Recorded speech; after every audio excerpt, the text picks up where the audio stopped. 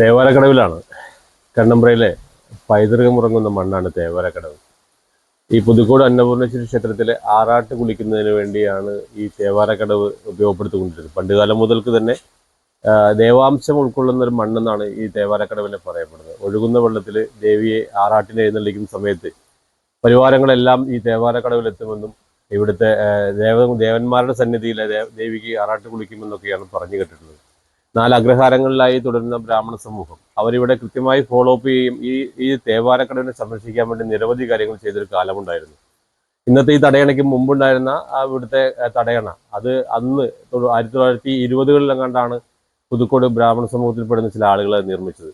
അന്ന് മുതൽ ഈ പ്രദേശത്തിലെ കൃഷിയും മറ്റു കാര്യങ്ങൾ സംരക്ഷിക്കുന്നതിനും അതുപോലെ തന്നെ ആറാട്ട് കുളിക്കുന്ന സമയത്ത് ദേവിക്ക് കുളിക്കുന്നതിനുള്ള വെള്ളം നിലനിർത്തുന്നതിനും ഒക്കെയാണ് അത് ചെയ്തിരുന്നെങ്കിൽ പോലും ആ ഒരു സംസ്കൃതി ഇവിടെ നിലനിന്നിരുന്നു. ഇപ്പൊ നമ്മുടെ പുറകിൽ കാണുന്ന ഈ ഒരു ഷെഡ് അത് അന്ന് ഓല ഷെഡ് ആയിരുന്നെങ്കിൽ പോലും പിന്നീട് അതിനെ കോൺക്രീറ്റ് ആക്കി തേവാരക്കടവിൽ ദേവിയെ കൊണ്ടുവന്ന് എഴുന്നള്ളിക്കുന്ന സമയത്ത് അതിന് വേണ്ടുന്ന പരിവാരങ്ങൾക്ക് ഇരിക്കുന്നതിനും മറ്റു കാര്യങ്ങൾ പൂജാവിധികൾ നടത്തുന്നതിനും വേണ്ടിയാണ് ഇത്തരത്തിലൊരു ഷെഡ് പണിത്. നിർഭാഗ്യമെന്ന് പറയട്ടെ, ഇന്നിപ്പോൾ ഈ ഷെഡ് ഉപയോഗിക്കുന്നത് ദേവിയെ കുളിപ്പിക്കുന്നതിന് വേണ്ടി എന്നത് വളരെ ചെറിയൊരു കാര്യം മാത്രമാണ്. അതിനപ്പുറം ഇവിടുത്തെ സാമൂഹ്യ വിരുദ്ധരായ ആളുകളുടെ മെയിൻ താവളമായി ഈ ഷെഡും ഈ പ്രദേശവും മാറിക്കഴിഞ്ഞു.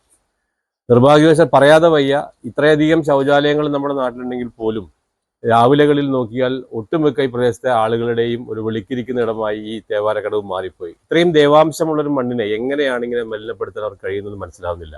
മാത്രമല്ല ഈ തേവാരക്കടവിൽ ഇവിടെ ഉണ്ടായിരുന്ന നിങ്ങൾക്ക് കാണാം, ഇപ്പൊ ഇതൊക്കെ ഒന്ന് നവീകരണം നടന്നതിന്റെ ഭാഗമായിട്ടാണ് ഇപ്പൊ ഇത്ര വൃത്തിയായി കിടക്കുന്നത്. അല്ലായിരുന്നെങ്കിൽ ഇവിടെ മദ്യക്കുപ്പികളുടെയും മറ്റു പല നിരോധ ഉറകൾ ഉൾപ്പെടെയുള്ള ഒരു കേന്ദ്രമായി ഇത് മാറിയിരിക്കുന്നു.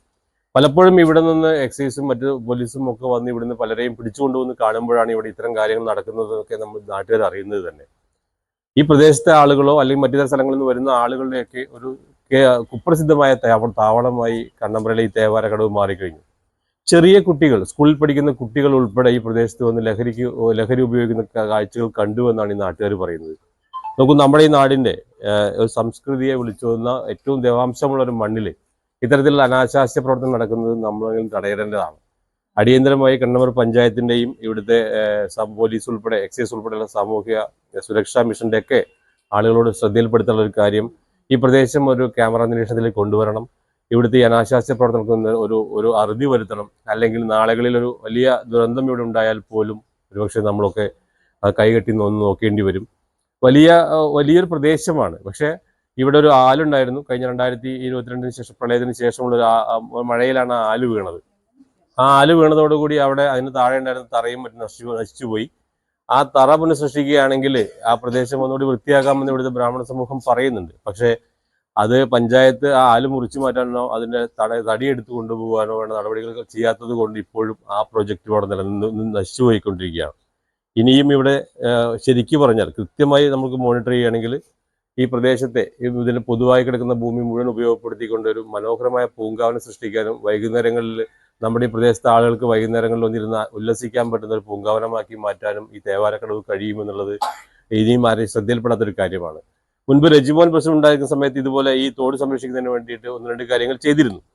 അതിന്റെ തുടർച്ച എന്നോണം ഇപ്പൊ MLA ഫണ്ട് ഉപയോഗിച്ച് ഇതിലെ തോടിന്റെ ആഴം കൂട്ടുന്ന പരിപാടിക്ക് വേണ്ടി ഇവിടെ ചളി വരുന്ന ഒരു പദ്ധതി നടപ്പിലാക്കിയതിനപ്പുറത്തേക്ക് ഒരു സൗന്ദര്യവൽക്കരണത്തെക്കുറിച്ചോ അല്ലെങ്കിൽ ഈ ദേവാംശ ഭൂമിയെ ഒന്ന് സംരക്ഷിക്കുന്ന കാര്യത്തെക്കുറിച്ചോ ഇതുവരെ ഒരു നടപടിയും ആരുടെ ഭാഗത്തുനിന്നും ഉണ്ടായിട്ടില്ലെന്നതാണ് കണ്ണമ്പ്ര വാർത്തകളോട് എനിക്ക് നിങ്ങളോട് പറയാനുള്ളത്.